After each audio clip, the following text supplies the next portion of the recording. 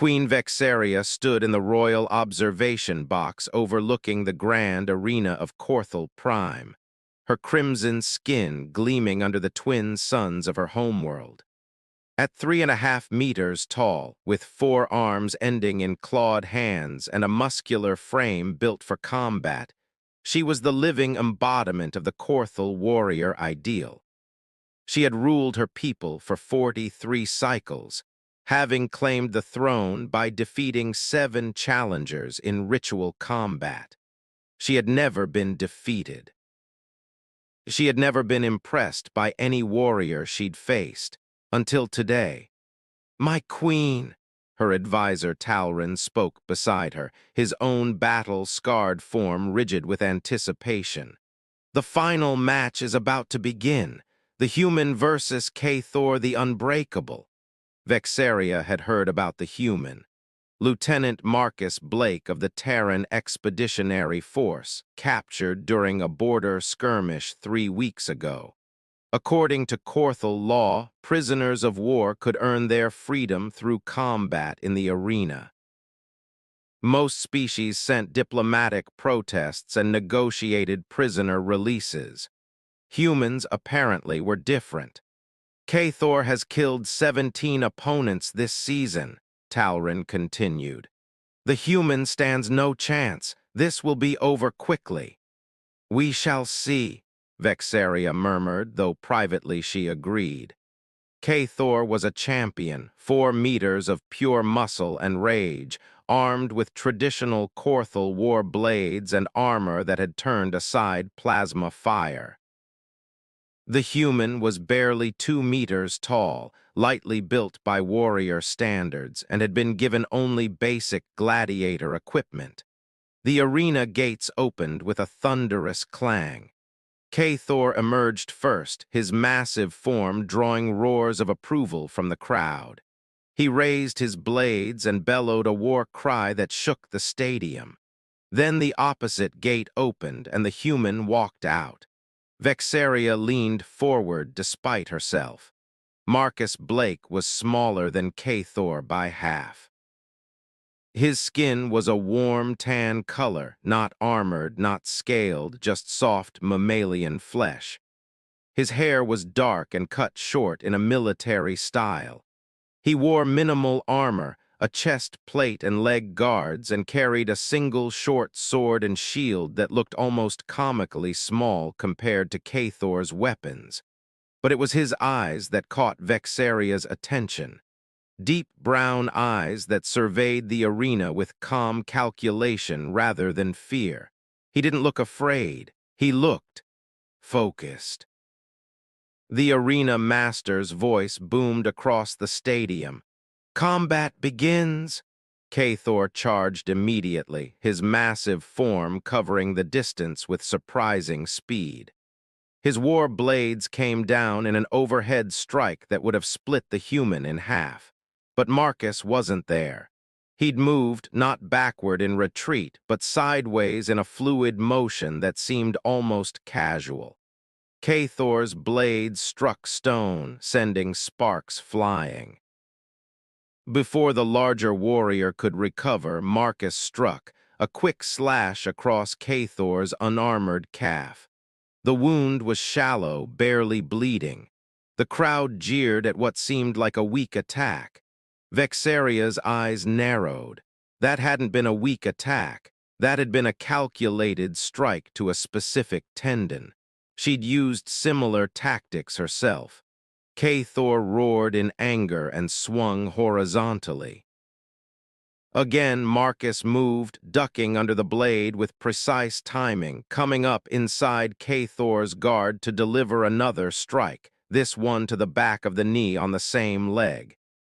"He's targeting the mobility," Vexaria whispered, her skin unconsciously shifting to darker crimson, the Corthel color of intense interest. "My queen?" Talrin looked confused. "Watch," she commanded. The fight continued, but it wasn't really a fight. It was a systematic dismantling. Cathor had superior strength, superior reach, superior armor. But Marcus had superior speed, superior tactical thinking, and most importantly, superior patience. He never tried to match strength with strength. Every time Cathor attacked, Marcus evaded by the smallest margin necessary, conserving energy while forcing his opponent to waste it.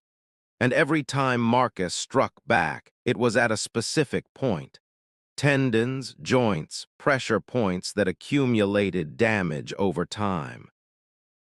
5 minutes into the fight, Cathor was breathing heavily, favoring his wounded leg. Marcus looked like he'd barely started exercising. 10 minutes in, Cathor's movements had slowed noticeably. A dozen small wounds bled across his body, none fatal, but all strategically placed to reduce his combat effectiveness. 15 minutes in, Cathor stumbled. Marcus moved like lightning. He dropped his shield, grabbed Cathor's wrist with one hand while driving his shoulder into the larger warrior's wounded knee. Cathor toppled, and Marcus rode him down, somehow ending up behind him with his blade at Cathor's throat. The arena fell silent. "Yield," Marcus said quietly, his voice carrying in the sudden stillness. Cathor's breathing was ragged. For a moment, Vexaria thought the champion might refuse, choosing death over dishonor. But then, slowly, he lowered his weapons. "I yield." The crowd erupted, not in jeers, but in thunderous approval. They had just witnessed something extraordinary, a warrior half Cathor's size defeating a champion through pure skill and tactical brilliance. Vexaria realized she was standing, all four of her hands gripping the observation box railing. Her skin was cycling through colors rapidly, crimson for interest, deep purple for arousal, gold for respect. She forced herself to breathe slowly to regain control. "Send for him," she heard herself say. "My queen?" Talrin looked shocked. "The human Marcus Blake. Have him brought to my private chambers after he has been treated by the arena physicians. I wish to speak with him." "Your Majesty, it would be highly unusual to grant a private audience to a prisoner. He earned his freedom through combat," Vexaria interrupted, her voice carrying royal authority that brooked no argument. "He is no longer a prisoner, and I wish to speak with him, see that it is done." As Talrin hurried away to carry out her orders, Vexaria remained standing, her eyes following Marcus as he helped Cathor to his feet, a gesture of respect between warriors. The defeated champion clasped the human's forearm in the traditional acknowledgement of a superior fighter. Vexaria's secondary hearts were beating faster than they should be. She told herself it was simply appreciation for exceptional combat skills, that she was interested in understanding human tactical doctrine, that this was purely professional interest. But deep inside, in a part of herself she rarely acknowledged, a voice whispered something different. She wanted him. 2 hours later, Marcus stood in the Queen's private chambers, freshly bathed and wearing simple Corthal civilian clothing that had been provided. The wounds he'd sustained, mostly bruises and minor cuts, had been treated by physicians who seemed simultaneously impressed and confused by human physiology. The chambers were exactly what he'd expected. Trophies from past battles, weapons mounted on walls, strategic star charts. This was a warrior's space, not a politician's. Queen Vexaria entered from an adjoining room, and Marcus had to consciously keep his expression neutral. She was stunning in a way that transcended species, powerful, graceful, and radiating an aura of absolute confidence. Her crimson skin seemed to glow in the chamber's lighting, and her four eyes studied him with an intensity that made him acutely aware he was being evaluated. "Lieutenant Blake," she greeted him, her voice deep and melodious. "Your combat performance was exceptional." "Thank you, Your Majesty," Marcus replied, bowing in what he hoped was an appropriate gesture. "I had good instructors." "Sit," she gestured to a seat designed for Corthel proportions. Marcus sat, feeling somewhat like a child in an adult's chair. Vexaria settled into a seat across from him with the controlled grace of a predator. "Tell me how a human half-Cathor's size managed to defeat one of our greatest champions." "By not fighting his fight," Marcus said honestly. "Cathor is stronger, better armored, and has superior reach. If I'd tried to match him in any of those areas, I would have lost in seconds. So I fought asymmetrically, targeting his weaknesses while avoiding his strengths. You were trained in this approach. All humans are to some degree. We evolved on a planet where almost everything was bigger, stronger, or more dangerous than us. We survived by being smarter, more adaptable, and more willing to use unconventional tactics. That philosophy extends to our military training." Vexaria's skin shifted to deeper crimson. "The Corthel value strength and direct combat above all else. We believe that true warriors face their enemies head-on, matching strength against strength. Your approach would be considered cowardly by many of my people. Yet I won," Marcus pointed out carefully. "Your Majesty, I mean no disrespect to Corthel traditions, but on the battlefield, survival and victory matter more than fighting honorably according to someone else's code." "You are correct," Vexaria said, surprising him. "And that is precisely why I wanted to speak with you. The Corthel Empire is facing threats from multiple fronts. Our traditional combat doctrines, while honored and effective for millennia, are proving insufficient against enemies who do not share our values." She leaned forward slightly. "I watched you fight today, and I saw something I have never seen in the arena before. Not just skill, but intelligence, adaptation, the ability to turn disadvantages into advantages through creative thinking. These are qualities my people need to develop if we are to survive the changing galaxy." "What are you proposing, Your Majesty?" "An exchange," Vexaria said. "You train my warriors in human combat tactics and strategic thinking. In return, I will grant you full ambassadorial status, arrange for your safe return to human space, and establish formal diplomatic relations between the Corthel Empire and Earth." Marcus considered this carefully. It was a generous offer, more than generous. But there was something in the Queen's eyes, in the way her skin kept shifting colors, that suggested this wasn't purely about military training. "I would be honored to assist, Your Majesty, though I should warn you that changing established military doctrine is challenging even when you have authority. Your warriors may resist learning from someone they see as weaker." "They will learn," Vexaria's voice carried steel, "or they will be replaced. I did not become queen by refusing to adapt." She paused, then added more quietly, "Besides, any warrior who saw your match today knows you are not weak. Different, yes, smaller, certainly, but not weak." The way she said it made Marcus's pulse quicken.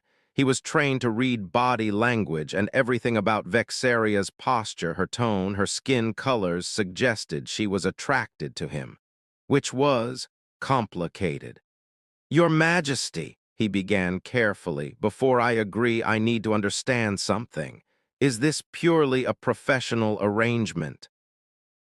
Vexaria was quiet for a long moment, her four eyes studying him with an intensity that felt almost physical.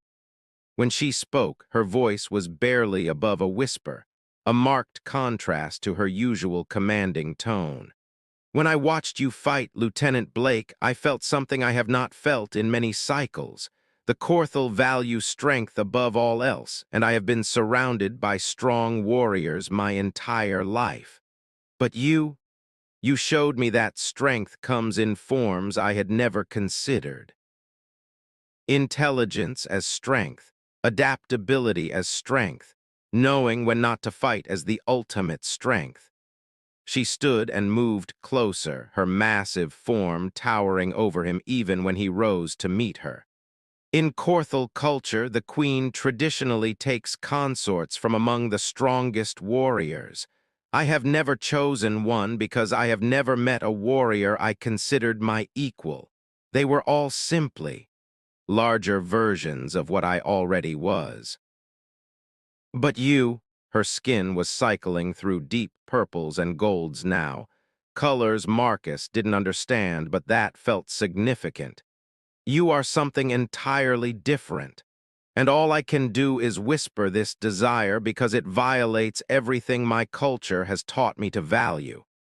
You are smaller, weaker in raw strength, from a species my people would have considered beneath notice.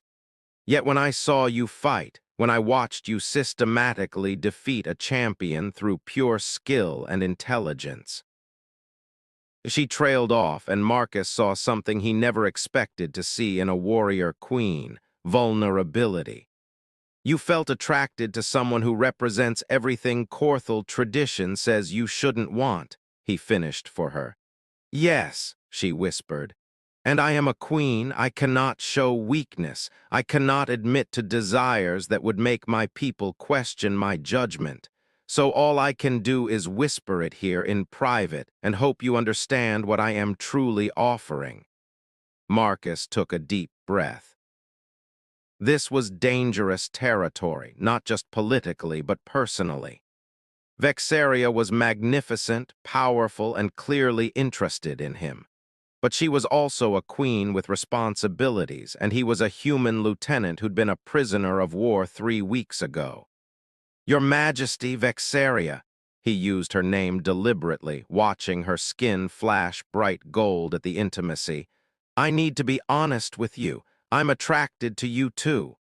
Watching you watch me fight, seeing the way you reacted, the intensity in your eyes. It would be impossible not to be interested. But, he continued, we both have responsibilities, you to your empire, me to my mission and my people. If we pursue this, whatever this is, it can't be hidden forever. Eventually, your court will know, your people will know. Are you prepared for that, for the political complications of a Korthal queen taking a human as a consort? Vexaria's skin cycled through several colors rapidly: conflict, desire, determination. Finally, it settled on deep crimson with gold highlights. I have ruled for 43 cycles by being strong, decisive, and unwilling to let tradition prevent necessary change. The galaxy is changing, Lieutenant Blake. The Korthal must change with it or be left behind. If my people cannot accept that their queen has chosen a consort based on his mind and skill rather than his size and brute strength, then perhaps they need a new perspective on what truly makes a warrior valuable. She extended one of her 4 hands toward him. I am not asking for a commitment today. I am asking if you are willing to explore this possibility. To train my warriors, yes, but also to spend time with me. To let us discover if this attraction is merely novelty or something deeper. Marcus looked at her extended hand, easily 3 times the size of his own, tipped with claws that could shred steel. Then he looked at her face, at the vulnerability and hope in her 4 eyes, and he made a decision that would change both their lives. He took her hand. I'm willing to explore it, he said. Though I should warn you, humans are terrible at Korthal formal protocols. I'm going to embarrass you at state functions. Vexaria's laugh was like thunder rolling across mountains. Lieutenant Blake, you defeated our greatest champion in front of 10,000 spectators. I suspect you can handle a few formal dinners." She pulled him closer, gently, aware of the size difference, until he stood within reach of all four of her arms. "Besides," she whispered, her skin now displaying colors of pure desire, "I am finding that I rather enjoy having someone around who is not intimidated by me, who speaks honestly instead of deferentially, who shows me that my assumptions about strength and value were far too narrow. So yes," she continued, "train my warriors, help my empire adapt, and in private, help me discover what it means to desire someone not for their strength, but for their brilliance." Marcus looked up at her, literally up, given their height difference, and smiled. "Your Majesty, I think this is the beginning of a very interesting diplomatic arrangement." "Indeed," Vexaria agreed, her forearms gently encircling him in what was unmistakably a protective, possessive gesture. "Though I suspect diplomatic arrangement is going to become woefully inadequate terminology very quickly." She was right. 6 months later, the Corthel court had learned to accept many surprising things in the past 6 months. They'd learned that human combat tactics, while unconventional, were devastatingly effective. 3 border conflicts had been resolved in the Corthel Empire's favor using strategies Lieutenant Blake had developed. They'd learned that the human military training program had produced a new generation of Corthel warriors who thought creatively, adapted quickly, and won battles through intelligence rather than brute force. They'd learned that Queen Vexaria was happier, more effective, and more decisive than she'd been in decades, her rule strengthened rather than weakened by her unconventional choice. And they'd learned that the human lieutenant who had walked into their arena as a prisoner had become something far more significant: a consort to their queen, an advisor to their military, and a bridge between two species who had much to learn from each other. In the royal chambers, Vexaria and Marcus stood together on a balcony overlooking the capital city. His head barely reached her shoulder, but she held him close with 2 of her arms while the other 2 gestured as she explained Corthel political dynamics. "The northern clans are still resisting the new tactical doctrines," she was saying, "but their opposition is weakening, especially after your students defeated their champions in the summer games." "They'll come around," Marcus said confidently. "Pride is temporary, results are permanent. Once they see that adaptability wins wars, they'll adopt the methods regardless of where they came from." "You sound very certain." "I learned from the best," Marcus grinned up at her. "A warrior queen who was willing to change 8,000 years of tradition because she saw something that worked better.